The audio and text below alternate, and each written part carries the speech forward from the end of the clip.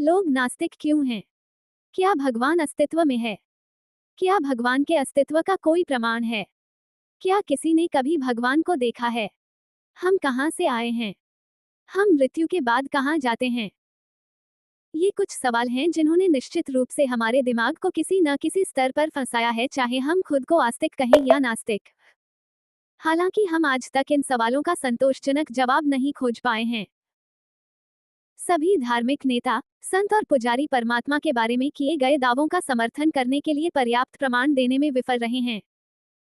विज्ञान की उन्नति के कारण इनमें से कुछ दावे तर्क की कमी होने से और अधिक प्रश्न उठाते हैं। इसके अलावा संतों और महात्माओं द्वारा किए गए दावों में बड़े पैमाने पर अस्पष्टता है, जो एक ही धर्मशास्त्रीय पृष्ठभूमि से निकले हुए हैं। वे हिंदू धर्म हो, ईसाई धर्म हो, इस्लाम आदि हो, जो निस्संदेह किसी व्यक्ति को धार्मिक ग्रंथों की मान्यता पर संदेह करने और भगवान के अस्तित्व के बारे में सवाल उठाने के लिए मजबूर करते हैं। कभी कभी उन्हें नास्तिक बना देते हैं। इस लेख में भगवान के अस्तित्व होने या अनस्तित्व न होने के बारे में अधिकांश शंकाओं को स्पष्ट किया गया है, वह भी ठोस प्रमाणों के साथ। आस्तिकता और नास्तिकता का अर्थ और परिभाषा क्या है? इससे पहले कि हम ये समझाने में तल्लीन हो जाएं कि लोग नास्तिक क्यों बन जाते हैं, आइए हम परिभाषित करते हैं कि आस्तिकता और नास्तिकता क्या है। आस्तिकता कम से कम एक ईश्वर और उससे संबंधित सभी गुणों के अस्तित्व में विश्वास करना है।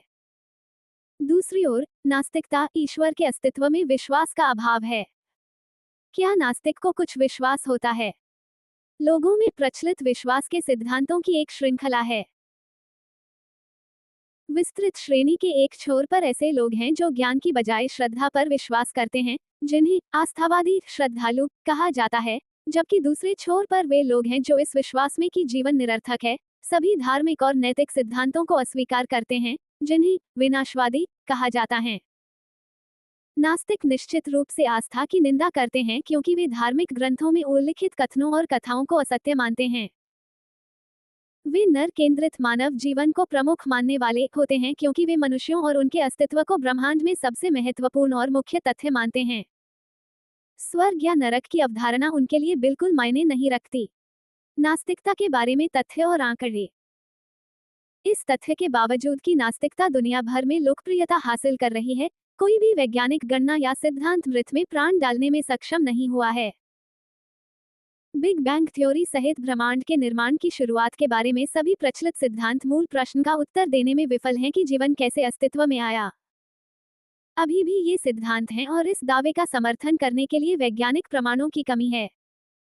नास्तिक अन्य अधिकांश तर्कवादियों की तरह अपने अस्तित्व की व्याख्या नहीं कर सकते हैं, और दुनिया के सभी वैज्ञानिकों के पास अभी भी इस मूल प्रश्न का कोई जवाब नहीं है, मां के गर्भ में कौन सी वस्तु कोशिका में प्राण डालती है जो मनुष्य शरीर का निर्माण करता है, जो ध्यान में रखने योग्य है।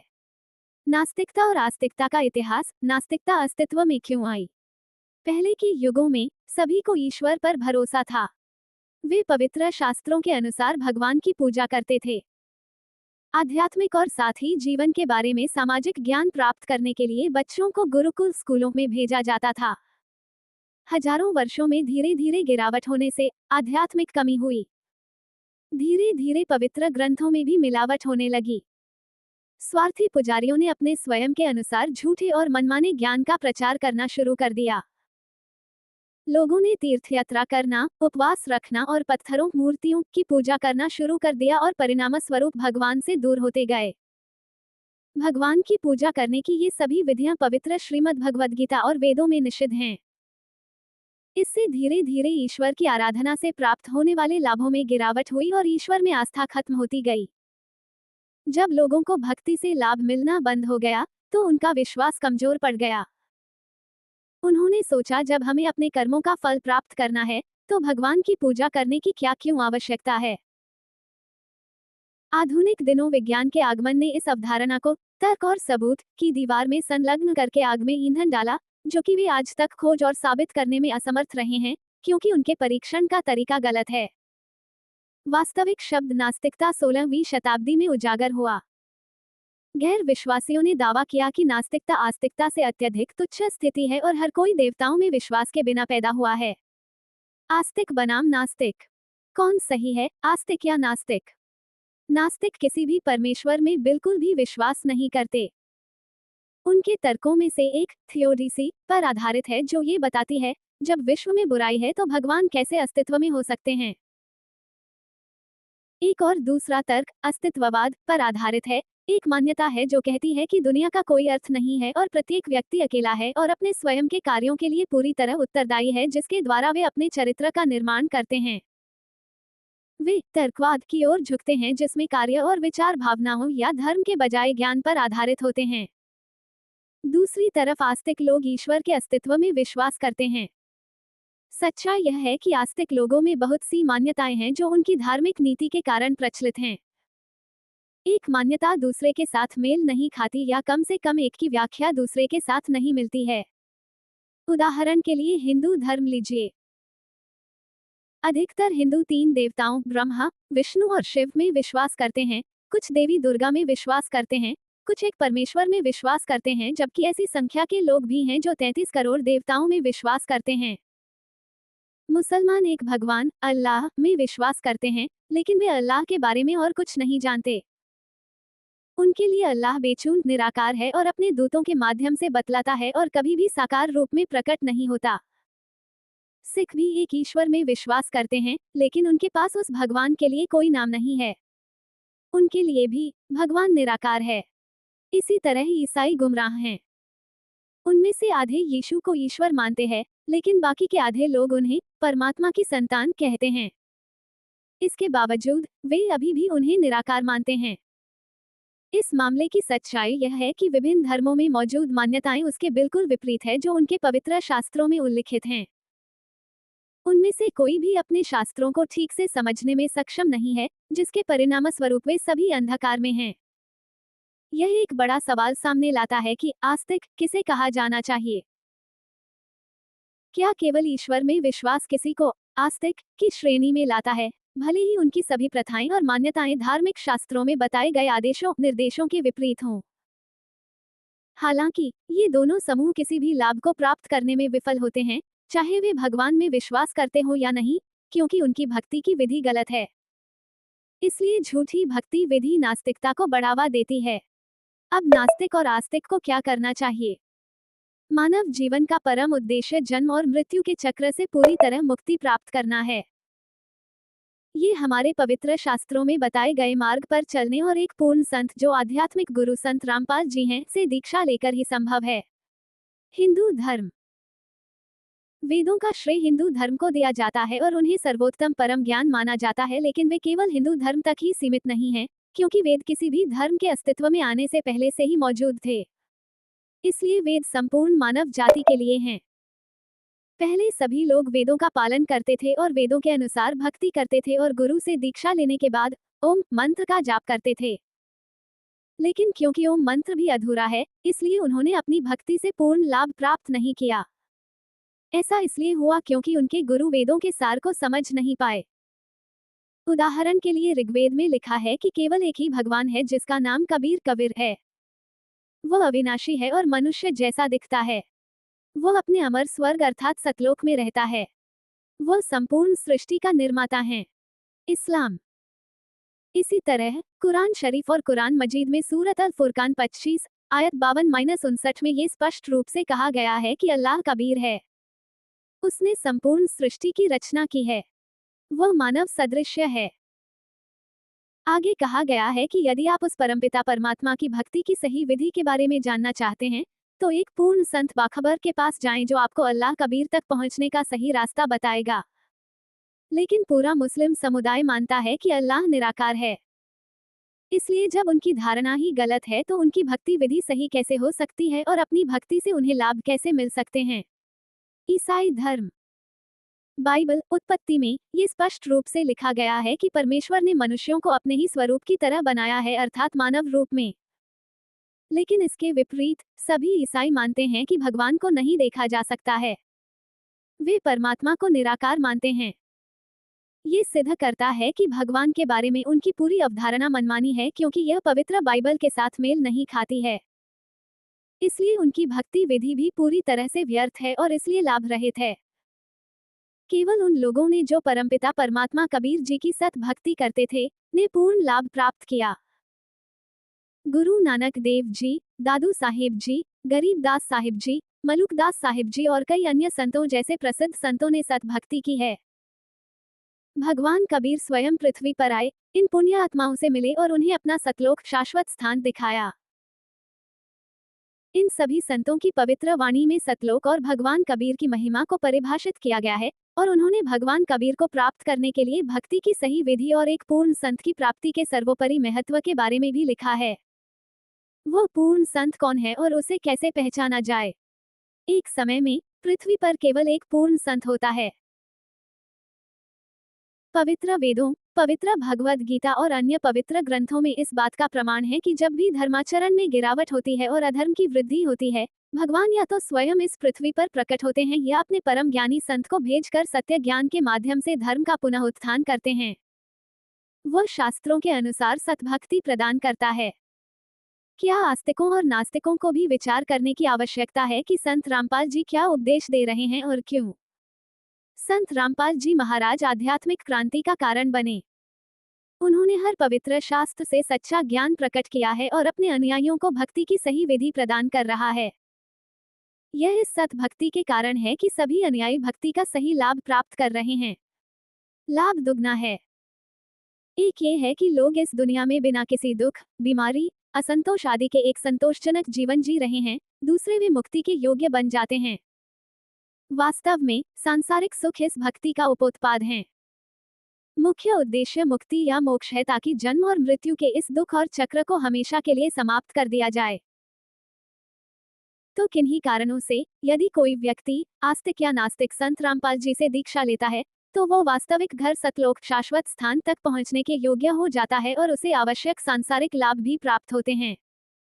फैक्ट्स अबाउट लोग नास्तिक क्यों हैं? क्यों? एक सबसे अधिक नास्तिकता वाला देश कौन सा है? नास्तिकता की सूची में चीन पहले स्थान पर आता है।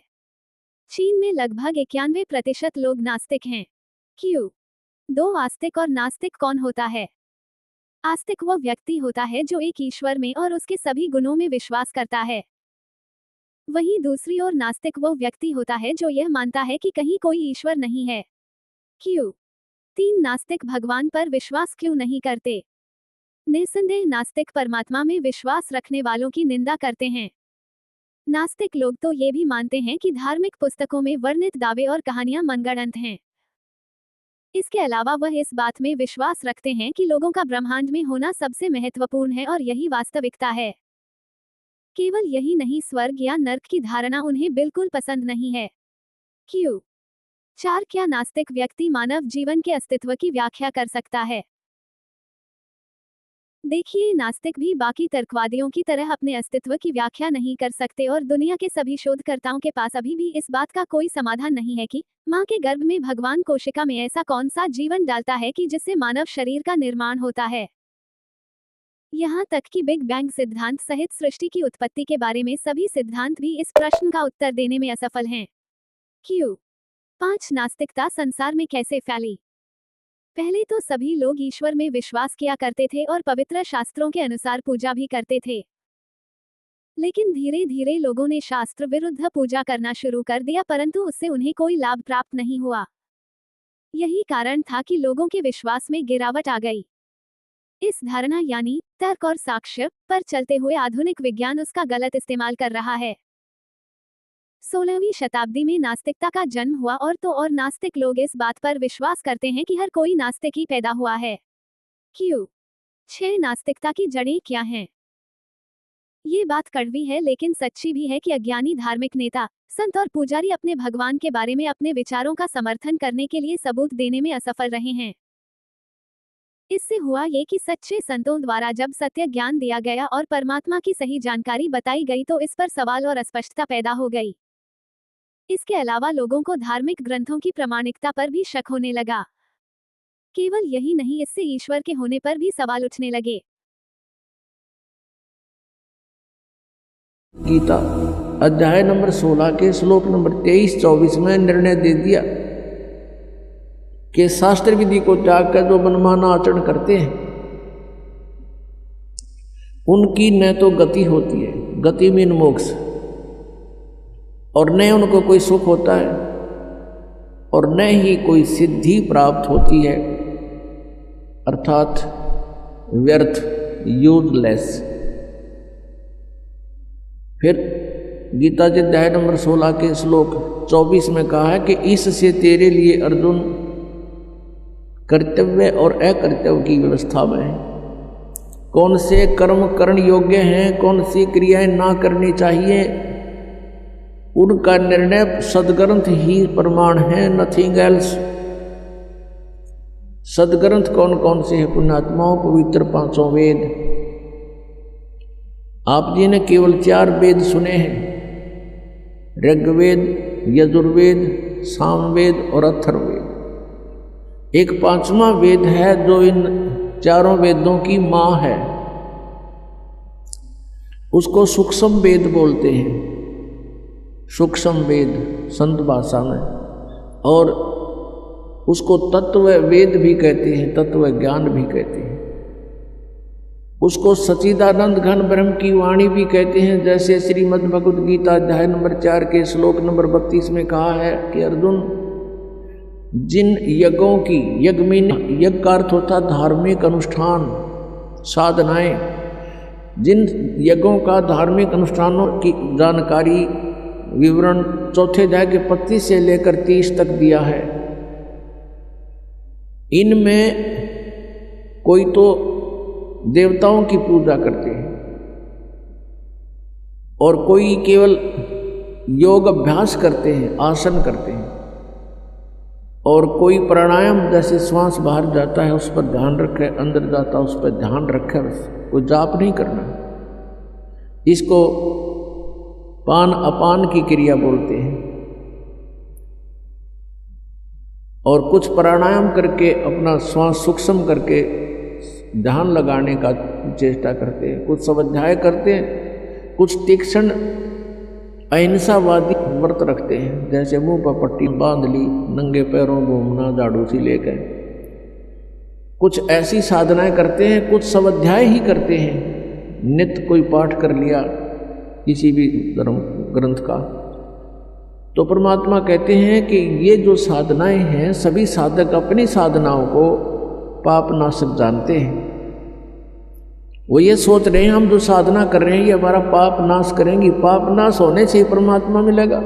फिर बताया 4 अध्याय के 32वें श्लोक में गीता जी में कि इस प्रकार की धार्मिक अनुष्ठानों की जानकारी विस्तार के साथ ब्रह्मण मुखे, यानी सच्चिदानंद घन ब्रह्म की वाणी में, यहाँ 4 अध्याय के 32वें श्लोक में अनुवादकर्ताओं ने अनर्थ किया है, शब्दों के अर्थ ठीक नहीं किए। ब्रह्मणे मुखे का अर्थ इन्होंने किया है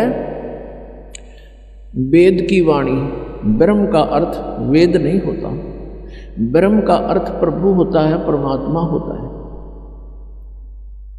और ब्रह्मणे का अर्थ होता है बड़ा भगवान, यानी सच्चिदानंद घन ब्रह्म। जैसे वेद तो विधान है प्रभु का और ब्रह्म परमात्मा है। यदि कोई राजा का अर्थ संविधान करता है किसी प्रकरण के अंदर, तो उसको ज्ञान नहीं है, वो मूर्ख है बिल्कुल। राजा तो एक प्रबंधक है, मैनेजमेंट करने वाला है, कंट्रोलर है। उस वेद संविधान उसका कानून है, उसमें कानून लिखा, कोई ऐसी गलती करेगा तो ऐसी सजा होगी, ऐसी करेगा तो ऐसी सजा होगी। ऐसे ही ब्रह्म तो प्रभु है और वेद उसका विधान है। तो यहाँ इन्होंने अर्थ गलत कर दिए। ब्रह्मणे मुखे का अर्थ है सच्चिदानंद घन ब्रह्म की वाणी। मुखे माने उसके मुख से बोले गए वचन। उस कबीर वाणी में, उस सूक्ष्म वेद में बहुत विस्तार के साथ लिखे हैं। और उस ज्ञान को 4 अध्याय के 34वें श्लोक में कहा कि वो तत्व ज्ञान है। उस तत्व ज्ञान को तू तत्वदर्शी संतों के पास जाकर समझ। इससे सिद्ध है कि गीता ज्ञानदाता भी उस सूक्ष्म वेद से परिचित नहीं है। तो इससे यह भी सिद्ध हुआ कि सूक्ष्म वेद की जानकारी श्रीमद् भगवद गीता में नहीं है। ऐसे ही पवित्र 4 वेदों का वक्ता ब्रह्म कहा जाता है। ब्रह्म यही ज्योति निरंजन जो जिसने गीता बोली श्री कृष्ण जी में प्रवेश कर। ऐसे ही उसने वेदों को परमात्मा की दया से उसने एकदम बाहर निकाले थे, फिर उनको स्वयं पढ़ा, फिर स्वयं पढ़ करके उसको अन्य ऋषियों को अंदर प्रवेश करके उसने ये ज्ञान बोला। और ब्रह्मा जी को चारों वेद एज इट इज लिखे हुए लिखित रूप में दिए गए थे। तो पुण्यात्माओं, यहाँ पर बहुत सी ऐसी धारणाएं होती हैं क्योंकि हम आध्यात्मिक ज्ञान से अपरिचित हैं, और जिस कारण से हम इन बातों को स्वीकार करने को तैयार नहीं होते। इन माइंडलेस मैन जो थे, महर्षि को आया करते थे, जिनको ज्ञान कति नहीं था, वो कहते हैं कि सृष्टि के प्रारंभ में कागज कहाँ से आगे, लिख कैसे दिया, आदमी कहाँ से आगे फिर प्रारंभ में। कहते व्यक्ति तो भगवान ने उत्पन्न कर दिए, फिर एक कागज उत्पन्न करते भगवान का माट लग जाएगी। ऐसी बेतुकी बातों पर जीव को अड़ा कर रख दिया। तो इस प्रकार हमने आत्म ज्ञान को समझने के लिए अग्रम अग्रम छोड़नी पड़ेगी। हमारे अंदर ये भावना आ जानी चाहिए, भगवान जो चाहे सो कर सकता है, एक वचन में सब ब्रह्मांडों की रचना कर सकता है, एक सेकंड के अंदर सबका विनाश करके इनको तय करके रख सकता है, और दूसरी सेकंड में एज इट इज कर सकता है। जैसे आप बैठे हो एज इट इज नो का नो वहीं से शुरू करवा दे आपके जीवन को। इसका नाम समर्थ शक्ति परमात्मा कबीर देव है। मोला थल से जल करे और जल से थल कर देत, हे साहेब तेरी साहेबी अब श्याम कहूँ सवेत। परमात्मा सब कुछ कर सकते हैं। जब तक आपके मन में ये खरपतवार भरा पड़ा है, खुरापात भरे हैं, ऐसा नहीं हो सकता, वैसा नहीं हो सकता, तो आप इस अध्यात्म ज्ञान को नहीं समझ सकते, आपका प्रयत्न व्यर्थ होगा। पुण्यात्माओं, श्रद्धालु की श्रद्धा ब्लाइंड होती है, वो ब्लाइंड फेथ करता है, और ऐसे ही करना चाहिए। लेकिन उस श्रद्धालुओं की श्रद्धा का, उस स्वभाव का जो एक श्रद्धालु के अंदर होता है, वो ब्लाइंड फेथ करता है अपने गुरुओं पर, ऋषियों पर, जो वो बताते हैं, टीचर्स पर, जो टीचर होते हैं, आध्यात्मिक टीचर। और उन्होंने, श्रद्धालुओं ने इन अज्ञानियों को महर्षि, मंडलेश्वर और परम धड़ी मान लिया, सतगुरु समझकर उन पर विश्वास कर लिया, उन्हें जो वचन कहे धार लिए, चलो धारिये कर लिए। वो दुरुपयोग किया उन्होंने। अभी तक मूर्ख बना रहे हैं, उनको खुद ज्ञान नहीं, श्रद्धालु उनके पीछे लगे हुए। अब आप जी को ये ज्ञान ग्रहण करने के लिए फिर से आपने उसी स्थिति पाना पड़ेगा, क्योंकि काल ये चाहता है कि ये भगवान से दूर हो, किसी तरह हो। जैसे पूरा चीन नास्तिक बनवा दिया और रूस नास्तिक हो गया, क्योंकि जैसे महात्मा बुद्ध थे, ये पुण्यकर्मी प्राणी था, स्वर्ग से सीधा आया था, राजा का लड़का था। जो व्यक्ति स्वर्ग से आया है तो यहाँ के सुख उसको कुछ नहीं लगते, उसका मन नहीं लगा, पिछले संस्कारों ने अंगड़ाई ली, वो घर त्याग कर चला गया, मनमुखी साधना शुरू कर दी, हठ योग किया, मरने को हो गया, गया के अंदर एक माई ने उसका मुंह का दूध चावल लगाए, जब वो धीरे धीरे होश में आया तो फिर आहार करने लगा। तब उसने कहा था, starvation could not lead to solvation, भूखा मरण तक भगवान नहीं मिल सकता। फिर उसके पिछले संस्कार थे कुछ, उसके कारण उसके वचन में शक्ति थी, लाखों लोग अनुयायी हो गए, लेकिन वे ऑफ वर्शिप ठीक नहीं थी। जैसे पूरा चीन महात्मा बुद्ध के विचारों से प्रभावित होकर उसके साथ धार्मिकता से लगे थे, ना कि राजनीति से। अब आगे चल के महात्मा बुद्ध के द्वारा बताए गए साधनों से, वे ऑफ वर्शिप से, पूजा की विधि से कोई लाभ हुआ नहीं, वो नास्तिक होने थे, क्यों भगवान है ही नहीं फिर। तो ये यही चाहता है कि जैसे ही ये लाखों करोड़ों व्यक्ति नकली गुरुओं के पास पहुंच गए, अच्छी आत्माएं श्रद्धा से बैठे हैं और सोचते हैं मोक्ष होगा, अब उनको इस ज्ञान का पता चलेगा, परमात्मा के सच्चे ज्ञान का, तो वहां से भागेंगे वह। ऐसा कोई पागल नहीं आज के दिन, ऐसा बावड़ा नहीं है कि उन मूर्खों के फिर भी चिपका रहेगा, और फिर भी चिपका रहेगा तो है उल्लू पड़ा रहेगा वहां पर। तो यहां जब आएंगे वो व्यक्ति, क्योंकि वो ज्ञान तक ज्ञान सुन रखा उन्होंने, और वो 20-20 वर्ष से ठोक रखा अंदर, अब वो धीरे धीरे जब ये ज्ञान यहाँ से शुरू होगा तो वो उनके मन में वो खुरापात विद्यमान होंगे जो पहले ज्ञान सुन रखा,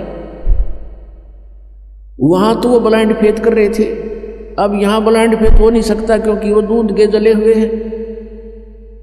अब छाछ को भी फूकेंगे तो उनको टाइम लगेगा सेट होने में। इतनी और उनका दुर्भाग्य है कि वहां से लोगों के फंस गए जिनका ज्ञान भरा तो भर दिया आपके अंदर।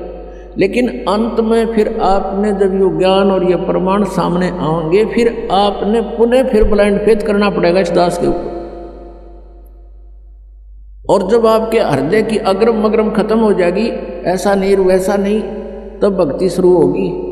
गीता जी अध्याय नंबर 2 के श्लोक नंबर 46 में कहा कि अर्जुन, जब तेरी बुद्धि भिन्न भिन्न प्रकार के भ्रमित करने वाले वचनों से हटकर एक तत्व ज्ञान पर आश्रित हो जाएगी, तब तो तू योग को प्राप्त होगा, तब तो तू भक्त बनेगा, साधक बनेगा। नहीं तो कभी कुछ इधर ध्यान जा रहा है, कभी वो सच्चा होगा, वो झूठा होगा, वो कैसे होगा। इनसे हट ले गिर एक तत्व ज्ञान पर आश्रित हो जाएगा, जब तेरी साधना प्रारंभ होगी। तो दास का प्रयत्न है कि आपके सारे ये संशय नाश करूं और तत्व ज्ञान से आपको पुनः फीड करूं, भरूं, और फिर आपके अंदर एक आस्था भगवान पूर्ण परमात्मा की इतनी दृढ़ हो जाए कि आप फिर डगमग ना हो। और इसके बिना आप इस मार्ग पर चल नहीं सकते, क्योंकि काल का दाव है, पल पल पर वो छल करता है। उसका तो उद्देश्य यही है कि पुण्यात्मा भक्तिहीन हो जाए, नास्तिक हो जाए, विशेषकर कलयुग में। कलयुग में क्यों? क्योंकि परमात्मा से इसने वचन ले लिए थे कबीर भगवान से, इस काल भगवान ने कि प्रभु 3 युगों में जीव कम ले जाना, और चौथा युग जब कलयुग आवे, तब तव शरण जीव बहु जावे। ऐसा हर वचन मोहे दीजिए, तब तुम गमन संसार ही कीजिए। कि चौथे युग में कितने जीव ले जाना। लेकिन चौथे युग में ये भी प्रार्थना की थी इस काल ने कि हे प्रभु, जो आपके ज्ञान को